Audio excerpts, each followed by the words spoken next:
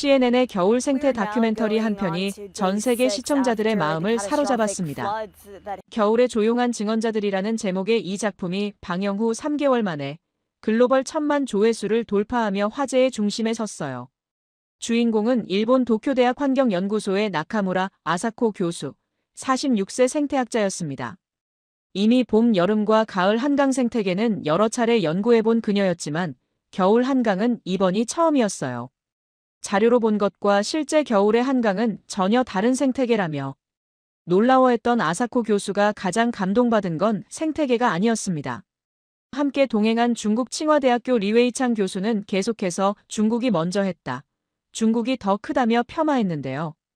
하지만 DMZ 철새 관찰부터 화천 산천 어축제, 청계천 비초롱 축제까지 체험하면서 그의 말은 점점 줄어들었다고 합니다. 특히 축제는 감성적이지만 과학적이지 않다고 비판하던 그가 마지막에는 말문이 막혔다는 후일담도 있어요. 46세 일본 생태학 권위자가 이웃나라로서 솔직히 부럽다고 고백한 한국. 그곳의 겨울 생태계 진짜 모습을 지금 바로 알아보겠습니다. 잠깐만요. 혹시 지금 어디서 듣고 계신가요? 구독과 좋아요 미리 눌러주시면 새해에도 건강하고 행복한 기운 듬뿍 받으실 거예요. 2025년 12월 인천공항에 내린 나카무라 아사코는 겨울 한국의 첫인상을 마음에 새기고 있었습니다. 도쿄대학 환경연구소 교수인 46세의 그녀는 이미 한강 생태계 연구로 여러 차례 한국을 방문한 경험이 있었어요. 하지만 겨울은 처음이었습니다. 겨울 한강이라. 과연 어떨까요? 공항에서 만난 CNN 자연 다큐 감독 앨런 조지가 물었어요. 데이터상으로는 겨울철새 다양성이 높다고 되어 있지만 실제로 보는 건 다른 문제죠. 아사코는 신중한 답변을 했어요.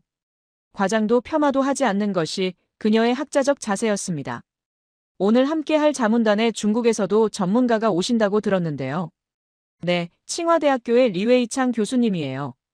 공항 로비에서 기다리고 있던 리웨이창은 50대 초반의 체격 좋은 남성이었어요. 첫 만남부터 자신감이 넘쳤습니다. 아, 나카무라 교수님이시군요. 중국에서도 선생님 논문 잘 봤습니다.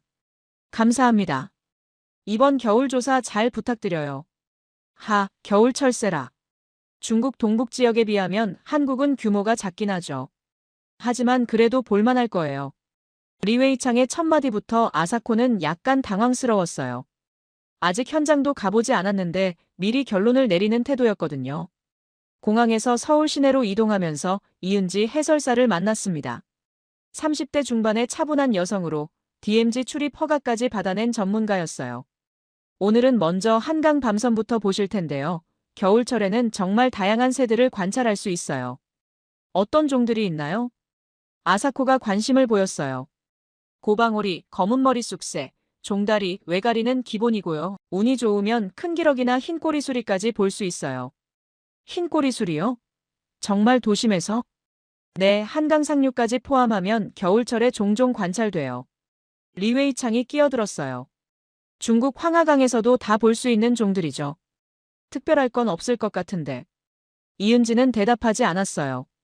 그냥 가서 보시죠라는 표정이었습니다. 지하철을 타고 국회의사당역으로 향했어요. 전철 안에서 아사코는 서울의 겨울 분위기를 관찰했습니다. 시민들의 복장이 정말 깔끔했어요. 패딩이나 코트를 입어도 전체적으로 단정한 느낌이었고 지하철 안도 조용했습니다. 대중교통 이용 문화가 정말 좋네요. 한국 사람들은 공공장소에서 조용히 하는 걸 중요하게 생각해요. 이은지가 간단히 설명했어요. 밤섬 조망대에 도착하니 이미 여러 시민들이 망원경으로 조류 관찰을 하고 있었어요. 무료로 제공되는 고성능 망원경들이 인상적이었습니다. 시민 접근성이 정말 좋네요. 아사코가 감탄했어요. 망원경을 들여다본 순간 그녀는 놀랐습니다. 겨울임에도 불구하고 정말 많은 새들이 활동하고 있었어요. 이 정도일 줄은 몰랐어요. 강 한복판 밤섬 주변으로 고방오리들이 무리를 이루고 있었고 갈대밭에서는 검은머리 쑥새들이 활발하게 움직이고 있었습니다. 겨울철 밤섬에는 약 40종의 새들이 관찰돼요. 람사르 습지로 지정된 보호구역이거든요. 정말 다양하네요. 아사코가 중얼거렸어요. 데이터로만 알고 있던 것과 직접 보는 것은 정말 달랐습니다.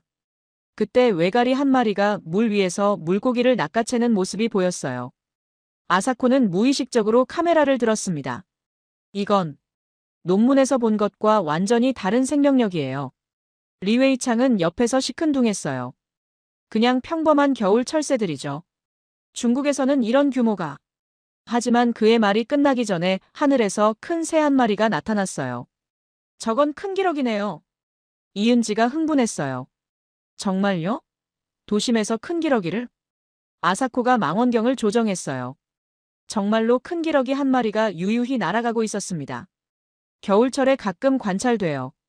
아마 DMZ 쪽에서 내려온 것 같아요. DMZ에서요?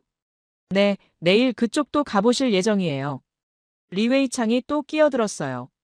DMZ는 그냥 사람이 없어서 새들이 사는 거죠. 특별한 생태계라고 하기는. 하지만 이은지는 조용히 말했어요. 직접 보시면 이해하실 거예요. DMZ는 단순히 사람이 없는 곳이 아니거든요. 해가 지면서 밤섬의 야경이 시작됐어요.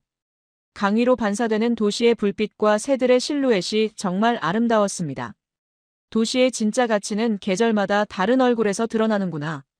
아사코가 혼잣말을 했어요. 호텔로 돌아가는 길에 오늘을 정리했습니다. 첫날 소감 겨울 한강 생태계의 생명력이 예상보다 훨씬 풍부함. 도심 속 천년기념물 보호구역의 접근성과 시민 참여가 인상적. 단순한 철새 서식지가 아니라 도시와 자연의 공존 모델. 리웨이 창은 여전히 회의적이었어요. 내일 DMZ 가면 뭐가 특별한지 더 의문이 될 것 같은데. 하지만 아사코는 기대되고 있었어요. 이은지의 자신감 있는 태도에서 뭔가 특별한 것이 있을 거란 예감이 들었거든요. 창밖으로 한강의 야경이 흘러갔어요. 내일은 DMZ라는 세계에서 가장 독특한 생태계를 경험하게 될 거였습니다. 자료로 본 것과 실제 겨울의 한강은 전혀 다른 생태계네요. 아사코의 첫날 결론이었어요. 둘째 날 새벽 6시, 일행은 경기도 김포의 한강하구로 향했습니다. DMZ 접경지역 생태조사를 위해 국방부의 특별허가를 받은 상태였어요. 이은지가 몇 달 전부터 준비한 결과였습니다. 오늘은 정말 특별한 경험을 하실 거예요. 이은지가 말했어요. DMZ가 뭐 그리 특별해요? 리웨이 창이 시큰둥하게 반응했어요. 중국 변경 지역에도 이런 비무장지대는 많거든요. 그냥 사람이 안 가는 곳이라 새들이 사는 거 아닌가요? 아사코는 아무 말 하지 않았어요. 직접 보기 전까진 판단하지 않는 것이 그녀의 원칙이었거든요. 김포 장항습지에 도착하니 군 관계자들이 기다리고 있었어요. 출입 통제구역이라 엄격한 절차를 거쳐야 했습니다. 여기서부터는 촬영 각도와 방향에 제한이 있어요. 군 관계자의 브리핑을 받고 철조망 근처로 이동했어요. 첫 번째 관찰 지점에 도착한 순간 아사코는 숨을 멈췄습니다. 철조망 너머 습지에 수백 마리의 기러기들이 무리를 이루고 있었어요. 큰 기러기, 회색 기러기, 쇠기러기까지 다양한 종이 한자리에 모여 있었습니다. 저게 모두 야생이에요? 아사코가 망원경을 들며 물었어요. 네, 매년 겨울마다 이곳으로 날아와요. 북한 쪽에서 내려오는 개체들이 많아요. 이은지가 설명했어요. 개체 수가 어느 정도 되나요? 올겨울엔 약 2,000마리 정도 관찰되고 있어요. 작년보다 300마리 정도 늘었어요. 늘었다고요? 아사코가 놀랐어요. 대부분의 지역에서 철새 개체 수는 감소하는 추세였거든요. 네, DMZ 일대 생태계가 점점 안정화되고 있어서 그런 것 같아요. 그때 하늘에서 큰 그림자가 지나갔어요. 모든 사람이 고개를 들었습니다. 황새예요. 이은지가 흥분했어요. 정말로 황새 한 마리가 습지 위를 유유히 날아가고 있었어요. 날개폭이 2m가 넘어 보이는 거대한 새였습니다. 황새가 여기에? 아사코가 믿기 어렵다는 표정으로 물었어요. 네, 천년기념물 199호예요.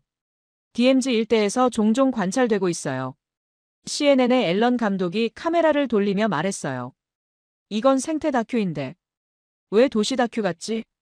무슨 뜻이에요? 도시 근교에서 이런 대형 철새를 보는 게 신기해서요. 리웨이 창은 여전히 회의적이었어요. 황새는 중국에도 많아요. 이런 정도로는. 하지만 그의 말이 끝나기 전에 더 놀라운 광경이 펼쳐졌어요. 습지 건너편에서 흰 꼬리수리 한 마리가 나타났습니다. 멸종위기 1급 종이었어요. 저건 정말 흰꼬리 수리인가요? 아사코가 흥분해서 물었어요.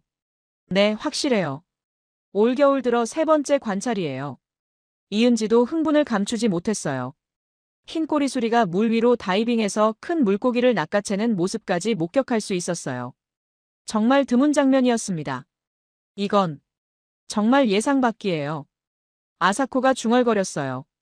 분단된 땅이 만든 최고의 보호구역이에요. 이은지가 조용히 말했어요. 인간이 멈춘 곳에서 생명이 살아났다는 거죠. 오후에는 더 북쪽으로 이동해서 파주 DMZ 구간을 관찰했어요. 이곳에서는 또 다른 생태계를 볼 수 있었습니다. 여기서는 산림성 조류들을 주로 관찰할 수 있어요. 맷비둘기, 까치, 직박구리 등이 철조망 너머 숲에서 활발하게 활동하고 있었어요. 숲이 정말 울창하네요. 70년 동안 사람의 손길이 닿지 않은 원시림이에요. 그때 숲속에서 큰 울음소리가 들렸어요. 꿩이에요. 이은지가 말했어요. 정말로 숲꿩 한 마리가 철조망 근처로 나와서 먹이를 찾고 있었어요. 꿩까지. 아사코가 감탄했어요. DMZ는 한반도에서 가장 잘 보존된 생태계예요. 사람이 만든 분단선이 역설적으로 자연을 지켜준 거죠. 앨런 감독이 흥미로워했어요. 이런 아이러니한 상황은 세계적으로도 드물죠? 맞아요. 분단이 만든 의도하지 않은 자연보호구역이에요. 저녁에 파주 임진각으로 이동해서 전체 DMZ를 조망했어요. 철조망 너머로 펼쳐진 평원과 산림이 정말 웅장했습니다. 70년간 보존된 생태계라. 아사코가 감회에 젖어 있을 때 하늘에서 또 다른 새들이 나타났어요. 기러기떼가 대형을 이루며 북쪽으로 날아가고 있었어요. 아마 북한 쪽 서식지로 돌아가는 것 같았습니다. 경계선을 넘나드는 자유로운 생명들이네요. 아사코의 말에 모든 사람이 고개를 끄덕였어요. 리웨이 창도 더 이상 비교할 말을 찾지 못하고 있었어요. 공조는 계획될 수 있다는 걸 오늘 확인했어요. 아사코가 하루를 정리했어요. 둘째 날 소감 DMZ의 생물 다양성이 상상 이상. 분단이 만든 의도치 않은 생태보호구역이 70년간 한반도 생태계를 보존. 황새, 흰꼬리 수리 등 천년기념물급 조류의 안정적 서식 확인. 인간의 갈등이 자연에게는 기회가 된 역설적 상황. 내일은 강원도 화천의 북한강 상류로 이동할 예정이었어요. DMZ와 연결된 또 다른 생태계를 경험하게 될 거였습니다. 셋째 날 새벽 5시 30분, 일행은 강원도 화천으로 향했습니다. 북한강 상류 지역으로 DMZ와 연결된 또 다른 생태축을 관찰할 예정이었어요. 서울에서 출발해 2시간 30분 거리였지만 완전히 다른 세계가 기다리고 있었습니다. 오늘은 정말 특별한 맹금류를 볼 수 있을 거예요. 이은지가 기대에 찬 목소리로 말했어요. 어떤 종류의 맹금류들인가요? 아사코가 전문적인 관심을 보였어요. 흰꼬리 수리는 기본이고 운이 좋으면 참수리까지 볼 수 있어요. 그리고 황조롱이, 새매, 말똥가리 등 다양한 중소형 맹금류들도 활발하게 활동하고 있어요. 참수리까지요? 정말 가능한가요? 아사코가 놀랐어요. 참수리는 천연기념물 243-1호로 일본에서도 극히 드물게 관찰되는 대형 맹금류였거든요. 네, 특히 겨울철에는 한강 상류에서 종종 목격돼요. 물고기가 풍부한 이 지역이 이들의 주요 월동지 중 하나거든요. 경춘선 ITX를 타고 가는 길에 창밖 풍경이 점점 야생적으로 변했어요. 눈 덮인 산과 얼음이 언강이 끝없이 이어졌습니다. 이런 풍경에서 어떤 새들이 살까요? 아사코의 제자인 유노하라 미즈키가 호기심 어린 눈으로 물었어요. 20대 중반의 환경 NGO 인턴인 그녀는 이번이 한국 첫 방문이었습니다. 겨울철 맹금류의 천국이에요. 특히 화천 일대는 한반도에서 가장 다양한 맹금류를 관찰할 수 있는 곳 중 하나거든요. 이은지가 자세히 설명했어요. 북한강 상류는 수심이 얕고 물의 흐름이 완만해서 물고기들이 많아요. 그래서 어식성 맹금류들의 주요 서식지가 된 거죠. 리웨이 창이 끼어들었어요. 중국 동북 지역에도 이런 맹금류들이 많아요. 특히 헤이롱장성 일대는. 하지만 아사코는 그의 말을 무시하고 창밖 풍경에 집중했어요. 점점 원시림에 가까워지는 풍경이 정말 인상적이었거든요. 화천역에 도착해 첫 번째 관찰 지점인 8호호로 향했어요. 평화의 댐으로 만들어진 인공호수였지만 지금은 완전히 자연화된 생태계를 이루고 있었습니다. 와, 완전히 얼었네요. 미즈키가 감탄했어요. 파로우는 두꺼운 얼음으로 덮여 있었지만 댐 근처와 물이 흘러드는 지점에는 얼지 않은 구간이 있었어요. 하지만 얼음 아래로는 여전히 물이 흐르고 있어요. 그래서 물고기들이 살고 그 물고기를 노리는 맹금류들이 모이는 거죠. 이은지가 설명하는 순간 하늘에서 큰 그림자가 지나갔어요. 저건 아사코가 반사적으로 망원경을 들었어요. 흰 꼬리수리예요. 이번에는 정말 가까운 거리에서 흰 꼬리수리를 관찰할 수 있었어요. 어제 DMZ에서 본 것보다 훨씬 선명했습니다. 날개 폭이 2.5m는 될 것 같아요. 아사코가 흥분해서 말했어요. 성체 흰 꼬리수리네요. 꼬리 부분이 완전히 하얗고 부리도 노랗게 변한 걸 보니 최소 5년 이상 된 개체예요. 흰 꼬리수리가 얼음 위에 작은 구멍 근처로 내려앉았어요. 그리고는 정말 재빠르게 물고기를 낚아채더니 근처 소나무로 날아갔습니다. 완벽한 사냥이었네요. CNN 앨런 감독이 카메라를 돌리며 감탄했어요. 정말 드문 장면을 촬영하셨네요. 흰 꼬리수리의 어로 장면은 쉽게 볼 수 없거든요. 이은지도 흥분했어요. 여기가 이들의 주요 사냥터예요. 겨울철에만 이런 모습을 볼 수 있죠. 그때 또 다른 거대한 맹금류가 나타났어요. 흰 꼬리수리보다도 더 큰 개체였습니다. 참수리예요. 이은지가 목소리를 높였어요. 정말로 참수리였어요. 날개 폭이 3m에 가까운 거대한 맹금류였습니다. 천연기념물 243-1호로 한국에서도 정말 드물게 관찰되는 종이었어요. 참수리까지. 아사코가 말을 잇지 못했어요. 일본에서도 홋카이도에서만 극히 드물게 볼 수 있는 새였는데 여기서 이렇게 가까운 거리에서 관찰할 수 있다니 정말 놀라웠습니다. 한 장소에서 흰 꼬리수리와 참수리를 동시에 보는 건 정말 보기 드문 일이에요. 두 종이 같은 서식지를 공유하면서도 경쟁하지 않나요? 미즈키가 궁금해했어요. 서로 다른 사냥 전략을 가지고 있어서 큰 경쟁은 없어요. 흰 꼬리수리는 주로 물 표면의 물고기를 잡고 참수리는 더 깊은 곳의 큰 물고기를 노리죠. 이은지의 설명이 정말 전문적이었어요. 리웨이창도 이번엔 할 말이 없었어요. 중국에서도 이런 장면은 쉽게 보기 어려웠거든요. 정말 예상 밖이네요. 그가 중얼거렸어요. 오후에는 화천천 일대로 이동했어요. 파로우와는 또 다른 생태계를 가진 곳이었습니다. 이곳은 중소형 맹금류들의 주요 서식지예요. 이은지가 설명했어요. 정말로 다양한 맹금류들이 활동하고 있었어요. 황조롱이가 공중에서 정지비행을 하며 먹이를 찾고 있었고 새매는 빠른 속도로 갈대밭 사이를 날아다니고 있었습니다. 황조롱이, 새매, 말똥가리까지 다양한 맹금류의 서식지네요. 아사코가 감탄했어요. 북한강 상류는 먹이사슬의 최상위 포식자들이 안정적으로 서식할 수 있는 몇 안 되는 지역이에요. 그때 미즈키가 흥미로운 질문을 했어요. 이런 맹금류들이 많다는 건 생태계가 건강하다는 뜻이죠? 정확한 관찰이에요. 아사코가 설명했어요. 맞아요. 최상위 포식자가 안정적으로 서식한다는 것은 먹이사슬 전체가 균형을 이루고 있다는 증거예요. 특히 대형 맹금류들은 환경 변화에 가장 민감하게 반응하는 종들이거든요. 즉, 이곳 생태계가 외부 교란 없이 안정적으로 유지되고 있다는 뜻이네요. 도시가 밀어낸 생명이 아니라 도시와 공존하는 생명이에요. 아사코의 깨달음이었어요. 그때 하늘에서 또 다른 놀라운 광경이 펼쳐졌어요. 황조롱이 한 마리가 공중에서 다이빙해서 들쥐를 잡는 순간이었습니다. 와! 사냥 성공! 미즈키가 흥분했어요. 황조롱이는 정말 뛰어난 사냥꾼이에요. 시속 100km로 다이빙할 수 있거든요. CNN 카메라가 모든 순간을 포착하고 있었어요. 이런 장면들을 연속으로 촬영할 수 있다니. 앨런 감독이 만족해했어요. 해가 서서히 지기 시작하면서 또 다른 맹금류들이 나타났어요. 솔개들이에요. 이은지가 하늘을 가리켰어요.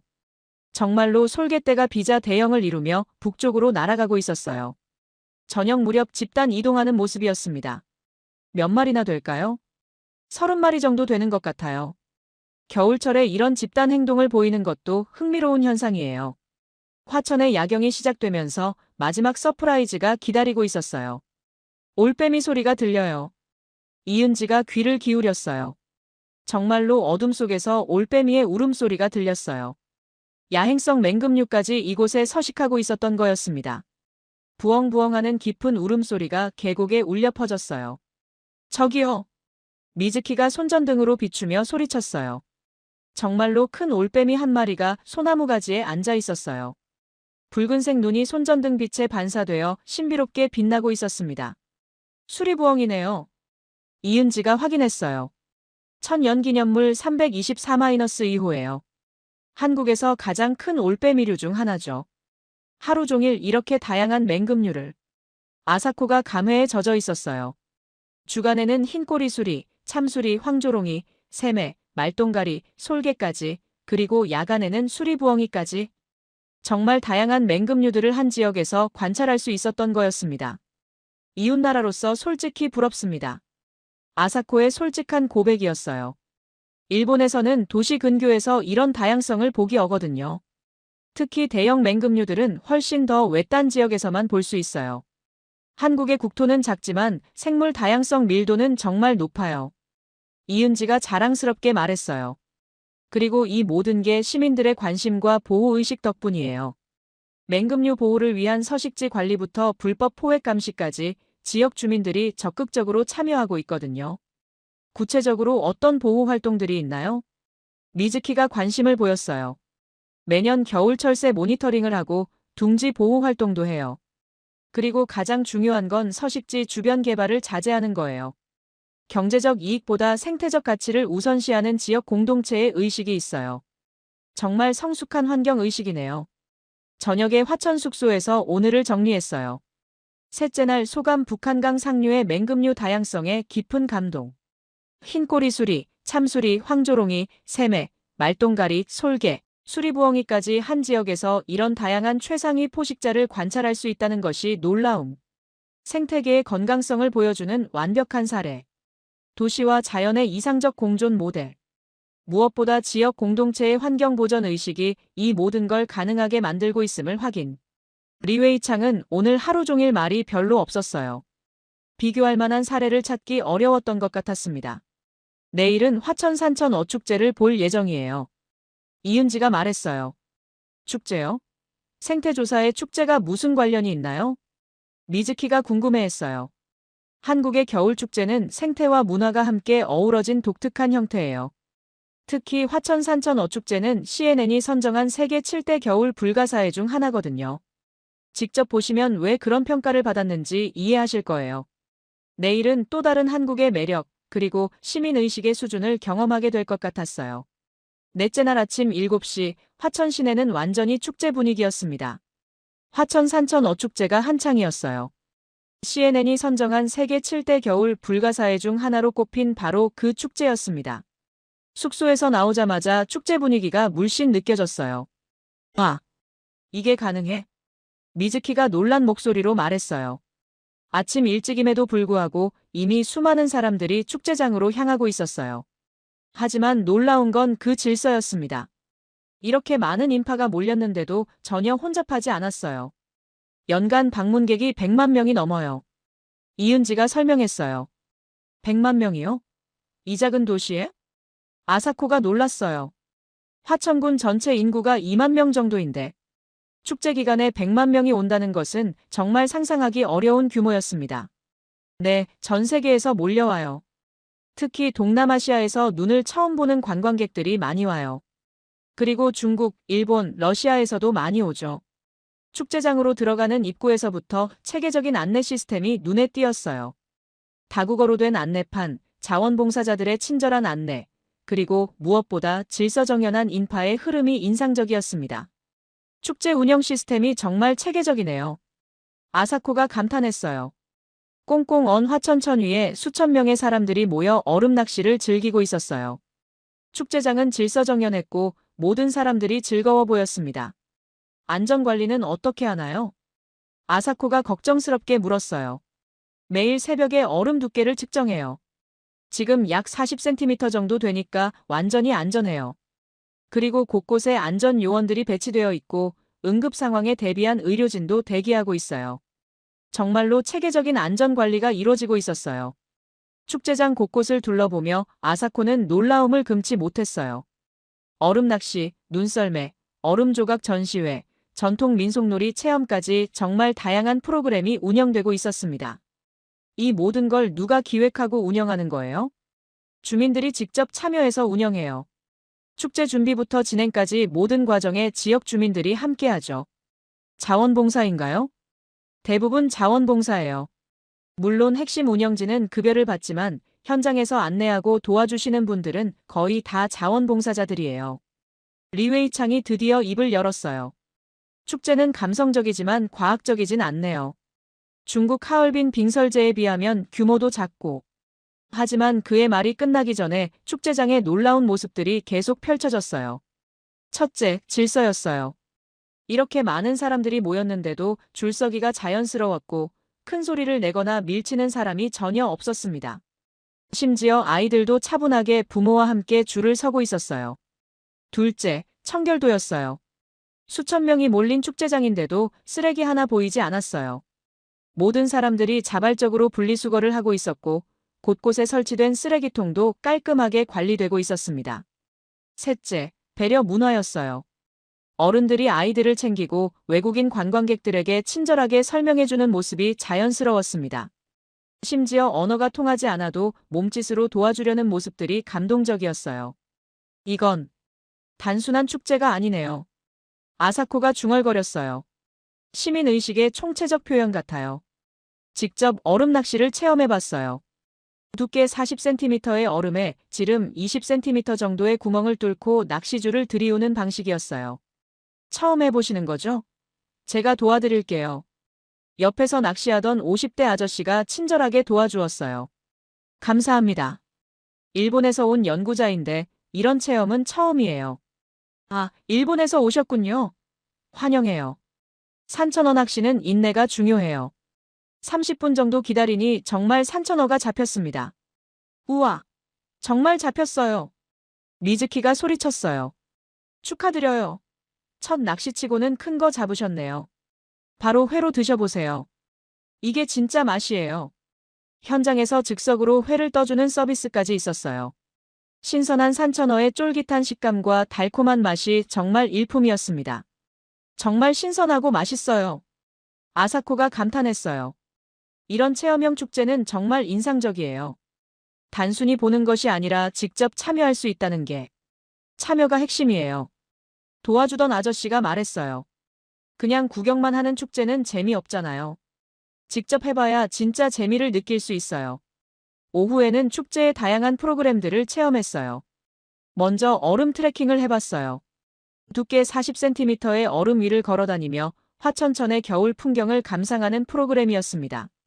정말 안전한가요? 아사코가 조심스럽게 물었어요. 네, 매일 아침 얼음 두께를 측정하고 위험 구역은 미리 차단해둬요. 그리고 안전장비도 제공하고 있어요. 정말로 체계적인 안전관리 시스템이 운영되고 있었어요.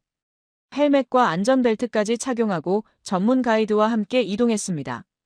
얼음 위를 걸으며 주변 설경을 감상하는 동안 앨런 감독이 흥미로운 질문을 했어요. 이런 대규모 축제가 생태계에 영향을 주지는 않나요? 오히려 긍정적인 영향을 줘요. 이은지가 자세히 설명했어요. 축제 기간 동안 하천 정화 작업을 함께하고 시민들이 자연스럽게 생태 보전에 관심을 갖게 되거든요. 그리고 축제 수입의 일부는 지역 생태계 보전 사업에 사용되고 있어요. 구체적으로는 어떤 사업들인가요? 철새 서식지 보호, 수질 개선, 자연학습장 조성 등이에요. 축제와 환경 보전이 선순환 구조를 만들고 있는 거죠. 정말 그랬어요. 축제장 곳곳에 생태 보전을 위한 안내판들이 설치되어 있었고 자원봉사자들이 환경 보호 캠페인을 진행하고 있었어요. 눈조각 전시장도 인상적이었어요. 전 세계에서 온 조각가들이 만든 거대한 눈조각 작품들이 전시되어 있었는데 그 규모와 수준이 정말 놀라웠습니다. 이런 작품들을 만드는데 얼마나 걸리나요? 미즈키가 궁금해했어요. 보통 일주일 정도 걸려요. 전문 조각가들이 와서 작업하는데 지역 주민들도 함께 참여해요. 주민들도 참여한다고요? 네, 단순 작업은 주민들이 도와주고 완성된 작품을 관리하는 것도 주민들의 역할이에요. 모든 과정이 공동체 참여로 이루어져요. 저녁에는 축제의 하이라이트인 얼음나라 화천 야경 투어를 했어요. 얼음 조각들의 LED 조명을 비춰 만든 환상적인 빛의 향연이었습니다. 정말 아름다워요. 미즈키가 넋을 잃고 바라봤어요. 감동은 규모가 아니라 태도에서 나오는구나. 아사코가 깨달았어요. 하얼빈의 빙설제보다 규모는 작을 수 있지만 시민들의 참여와 질서, 그리고 환경에 대한 배려는 훨씬 인상적이었습니다. 리웨이창도 더 이상 비교할 말을 찾지 못하고 있었어요. 축제의 완성도와 시민의식 수준이 정말 높았거든요. 이런 축제 문화는 하루아침에 만들어지지 않아요. 이은지가 의미 있는 말을 했어요. 수십 년간 주민들이 함께 가꿔온 결과죠. 처음엔 작은 지역 행사였는데 점점 발전해서 지금의 국제적 축제가 된 거예요. 주민들의 자부심이 느껴져요. 아사코가 말했어요. 축제장에서 만난 한 지역 주민과 좀 더 깊이 있는 대화를 나눴어요. 60대 초반의 화천 토박이었습니다. 매년 이 축제를 준비하시는 게 힘들지 않나요? 힘들긴 하지만 보람이 훨씬 커요. 그분이 진심 어린 목소리로 답했어요. 우리 고장을 전 세계 사람들이 찾아와 주시니까 정말 감사하죠. 가장 자랑스러운 건 뭔? 질서예요. 이렇게 많은 사람들이 와도 우리끼리 지켜온 질서를 잃지 않는다는 게 자랑스러워요. 구체적으로는 어떤 질서인가요? 서로 배려하고 환경을 깨끗하게 유지하고 외국인 손님들을 친절하게 대하는 거요. 이런 게 우리 지역의 전통이에요. 그분의 말에서 진정한 자부심이 느껴졌어요. 혹시 문제가 생기거나 갈등이 있지는 않나요? 앨런 감독이 현실적인 질문을 했어요. 물론 완벽하지는 않아요. 하지만 문제가 생기면 주민들끼리 모여서 해결책을 찾아요. 축제가 성공하려면 주민들이 하나가 되어야 한다는 걸 다들 알고 있거든요. 정말 성숙한 공동체 의식이었어요.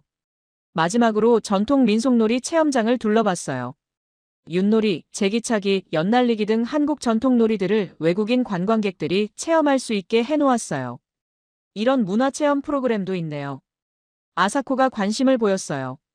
단순히 물고기 잡는 것만이 아니라 한국 문화 전체를 경험할 수 있게 한 거예요. 정말로 다양한 국적의 사람들이 한국 전통 놀이를 즐기고 있었어요. 언어는 달랐지만 모두가 웃으며 즐거워하는 모습이 감동적이었습니다. 넷째 날 소감 화천 산천 어축제는 단순한 지역 축제를 넘어선 문화현상.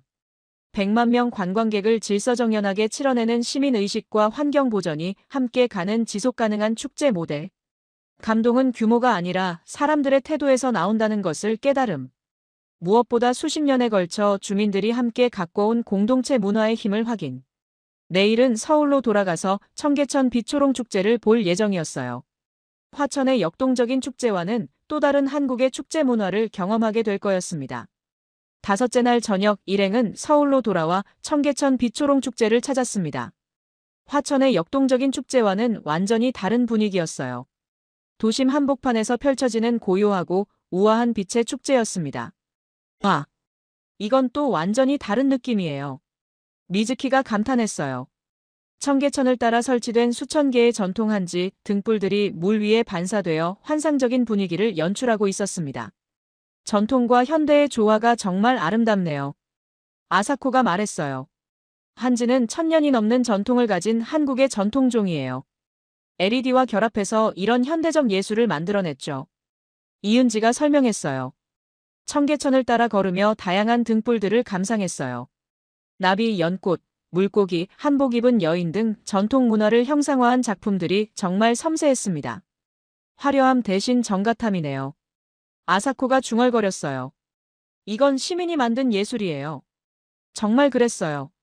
축제를 즐기는 시민들의 태도가 화천과는 또 달랐어요. 모든 사람들이 조용히 걸으며 등불을 감상하고 있었습니다. 사람들이 정말 조용하네요. 미즈키가 놀라워했어요. 도심 야경을 배경으로 한 전통 축제라 더욱 차분한 분위기를 유지하려고 해요. 그때 인상적인 장면을 목격했어요. 어린아이 하나가 바닥에 떨어진 과자 포장지를 주워서 쓰레기통에 버리는 모습이었습니다. 아름다움은 합의에서 비롯되는구나. 아사코가 깨달았어요. 시민들 스스로가 이 공간을 아끼고 있어요. 광통교에서 잠시 멈춰 전체 풍경을 감상했어요. 등불들의 빛이 고층 빌딩들과 조화를 이루는 모습이 정말 신비로웠습니다. 전통과 현대가 충돌하지 않고 조화를 이루고 있어요.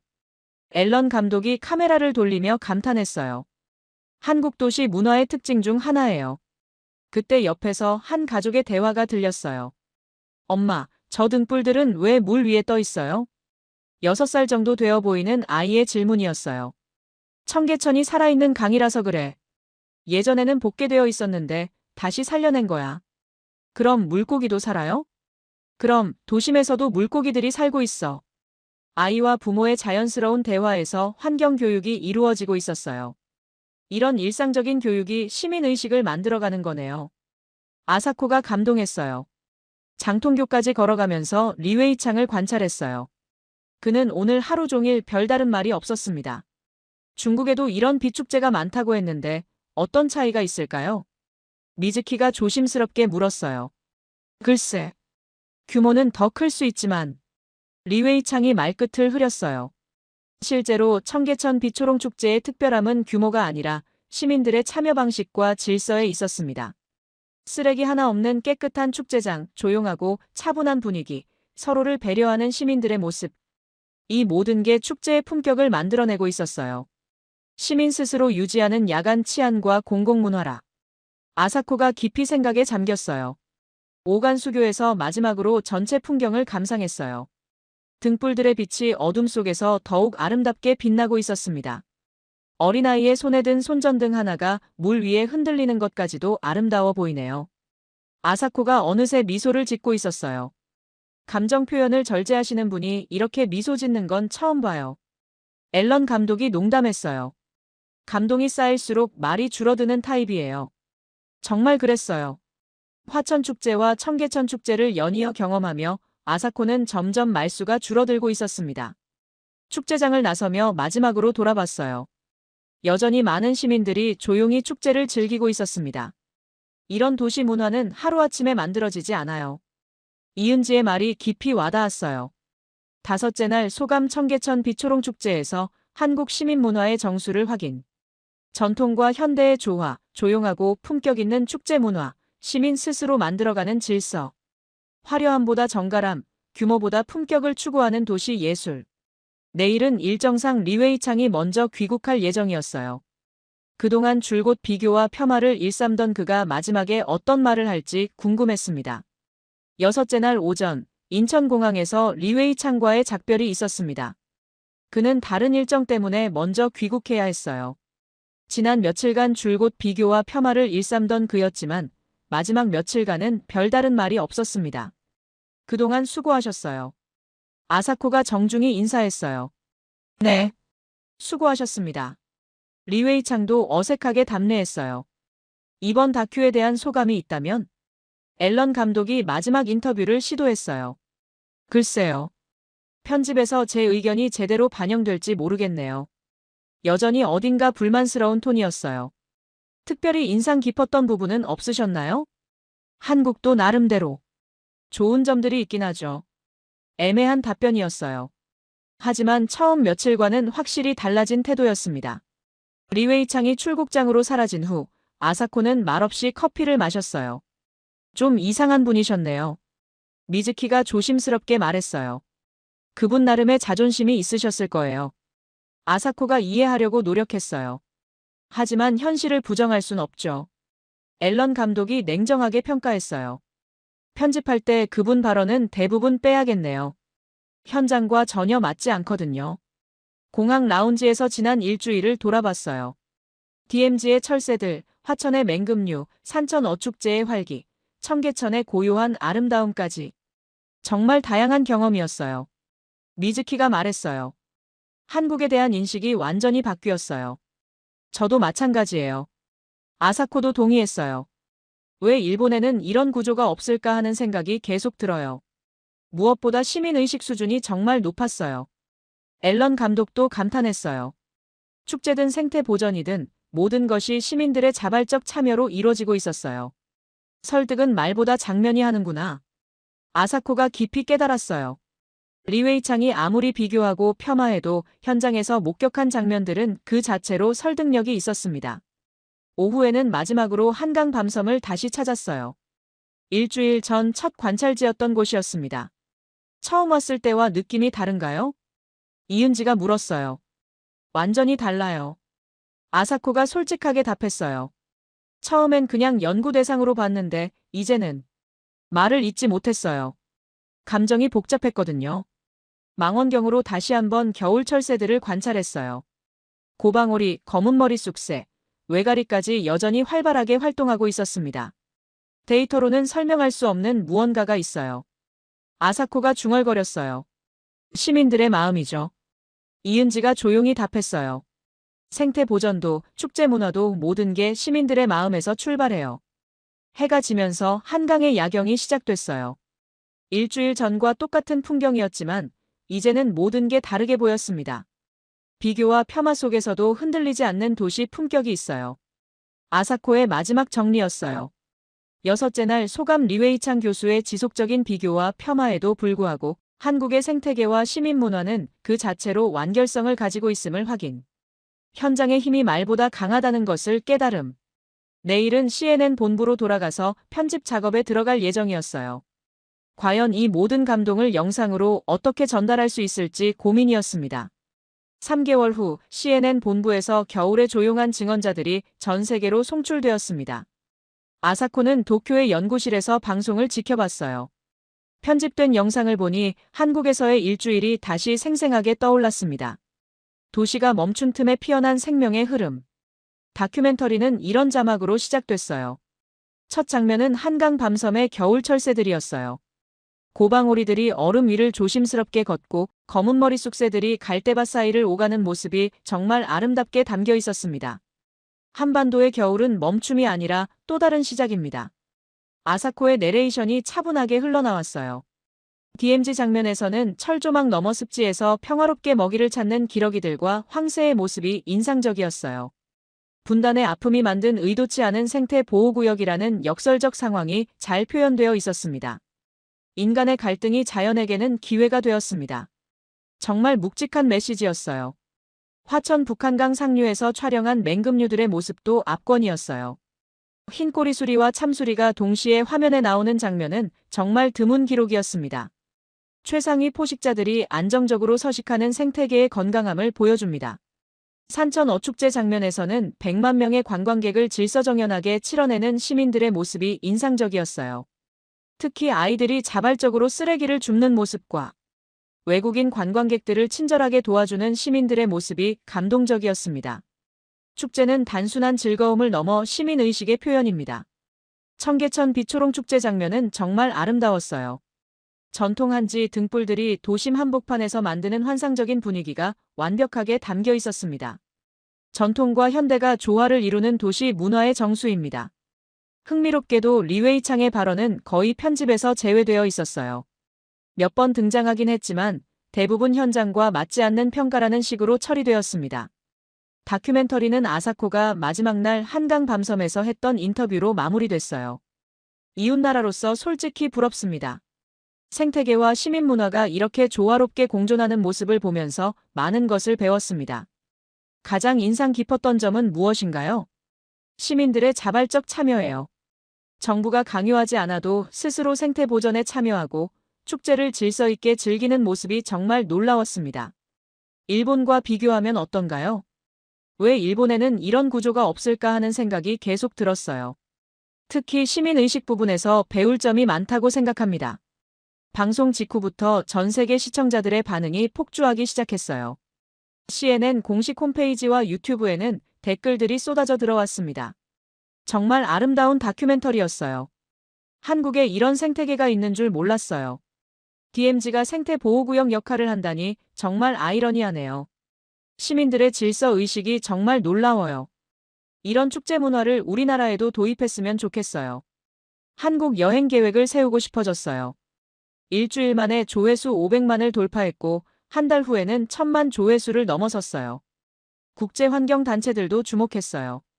세계자연보전연맹 IUCN에서는 도시와 자연의 이상적 공존 모델이라고 평가했고 UN 환경계획 UNEP에서도 지속가능한 도시 문화의 우수 사례로 선정했습니다.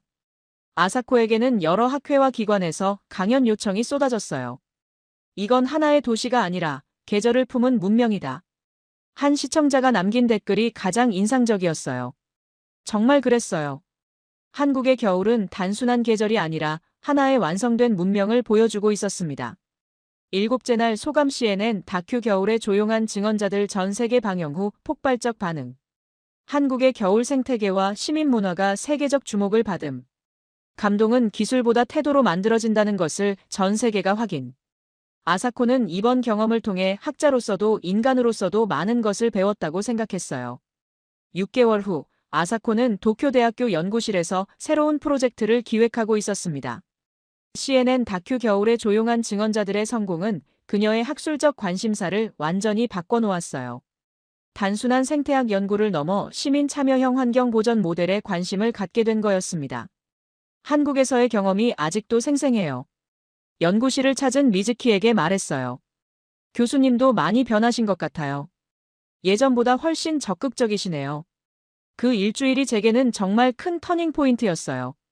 책상 위에는 한국에서 찍은 사진들이 정리되어 있었어요.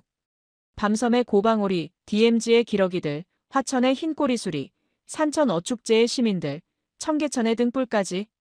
가장 기억에 남는 건 뭐예요? 사람들의 마음이에요. 아사코가 확신에 찬 목소리로 말했어요. 생태 보전도 축제 문화도 모든 게 시민들의 마음에서 출발한다는 걸 깨달았어요. 구체적으로는 어떤 면에서요? 자발성이죠. 누가 시키지 않아도 스스로 참여하고 스스로 지키는 문화. 그게 한국 사회의 가장 큰 힘인 것 같아요. 오후에는 일본 환경학회에서 특별 강연을 했어요. 한반도 겨울 생태계와 시민 참여 모델이라는 제목이었습니다. 한국의 DMZ는 분단의 아픔이 만든 의도치 않은 생태 보호구역입니다. 강연장에 모인 200여 명의 학자들이 집중해서 들었어요. 70년간 사람의 손길이 닿지 않은 이곳에서 우리는 자연의 복원력을 확인할 수 있었습니다. 하지만 더 중요한 건 시민들의 참여였습니다.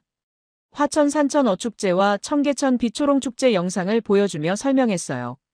100만 명이 참여하는 축제를 질서 있게 치러내는 시민의식, 이건 하루아침에 만들어지지 않습니다. 일본도 배울 점이 있다고 생각하시나요? 한 참석자가 질문했어요. 많다고 생각해요. 특히 시민 참여 방식에서 말이죠. 솔직한 답변이었어요. 일본은 정부 주도의 환경 정책이 많은데 한국은 시민들이 주인 되어서 참여하는 문화가 있어요. 강연 후 여러 학자들이 관심을 보였어요. 한일 공동 연구 프로젝트를 진행해보면 어떨까요? 좋은 아이디어네요. 양국의 장점을 결합할 수 있을 것 같아요.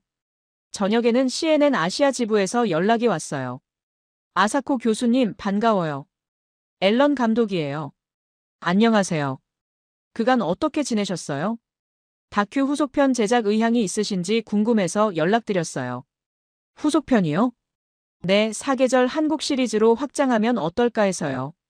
봄, 여름, 가을편까지 만들어보는 거죠. 아사코는 잠깐 생각했어요. 한국의 다른 계절도 정말 궁금하긴 해요. 그럼 검토해보시고 답변 주세요. 전화를 끊고 창밖을 바라봤어요. 도쿄의 야경이 펼쳐져 있었지만 자꾸 한강의 야경이 떠올랐습니다. 일주일의 겨울이 6개월의 일상을 바꿔놓았구나. 그날 밤 연구 일지의 마지막 정리를 했어요. 한국에서의 겨울 생태 다큐 프로젝트 최종 정리 단순한 생태계 연구를 넘어 도시와 자연, 전통과 현대, 개인과 공동체가 조화롭게 공존하는 모델을 발견. 가장 중요한 건 시민들의 자발적 참여와 성숙한 의식. 감동은 기술이나 규모가 아니라 사람들의 태도에서 나온다는 것을 깨달음. 앞으로의 연구 방향 시민 참여형 환경 보전 모델의 일본 적용 가능성 연구. 한일 공동 프로젝트 추진. 생태학을 넘어 사회 문화학적 접근 시도. 개인적 소감 이웃나라에 대한 인식 변화. 객관적 시선을 유지하되 배울 점은 겸허하게 받아들이는 자세. 학자로서의 성장과 인간으로서의 성숙. 창밖으로 도쿄의 겨울밤이 깊어가고 있었어요. 하지만 아사코의 마음속에는 한강에서 만난 따뜻한 사람들과 생명력 넘치는 겨울 생태계가 여전히 살아 숨쉬고 있었습니다. 왜 일본에는 이런 구조가 없을까? 한국에서 계속 떠올랐던 질문이 이제는 구체적인 연구 과제가 되어 있었어요. 내년 봄에는 정말로 다시 한국을 찾아갈 계획이었어요. 이번에는 벚꽃이 핀 한강과 새로 찾아오는 여름철 새들을 만나러 말이죠. 겨울이 남긴 질문들에 대한 답을 찾기 위한 여정은 이제 막 시작된 거였습니다.